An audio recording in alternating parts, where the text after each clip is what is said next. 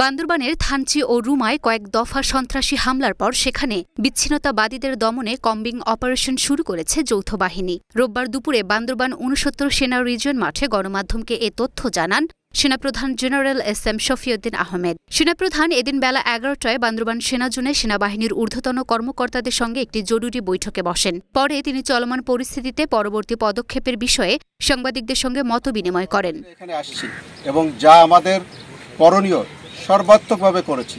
আপনারা ইতিমধ্যে বোধহয় জেনেছেন, গতকাল রাত্রে কিন্তু কিছু সন্ত্রাসীকে ধরতে সক্ষম হয়েছে আমাদের আইন শৃঙ্খলা বাহিনী এবং কিছু অস্ত্র উদ্ধার করেছে। একটা প্রক্রিয়া শুরু হয়েছে। তাদেরকে শুরুতে আমরা একটু বিশ্বাস করেছিলাম যে শান্তি আলোচনা হচ্ছে, যেহেতু শান্তি আলোচনা শেষ হয়নি, শান্তির ভিতরেই শেষ হবে। এর ভিতরে এই অশান্তি সৃষ্টি হয়েছে, তার প্রয়োজনীয় পদক্ষেপ নেওয়া হচ্ছে।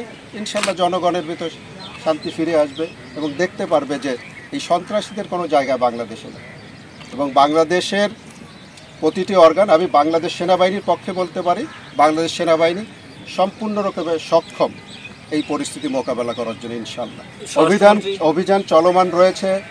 যা আমি বলেছি তো, এটা একটা সমন্বিত প্রচেষ্টা। গোয়েন্দারা কাজ করছেন, তাদের ক্ষেত্র থেকে তাদের যেটা করণীয় সেটা করছে। বিজিবির যে কাজ করণীয় সেটা তারা করছে। র্যাবের যেটা করণীয় সেটা তারা করছে। পুলিশের যেটা করণীয় পুলিশ সেটা করছে। আনসার ভিডিপির যেটা করণীয় সেটা তারা করছে। সেনাবাহিনীর যা করণীয় সেনাবাহিনী তা করছে।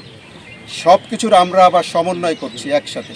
এটা কোনো আইসোলেটেড কোনো অপারেশন হচ্ছে না, সবাই সমন্বিতভাবে হচ্ছে ইনশাল্লাহ।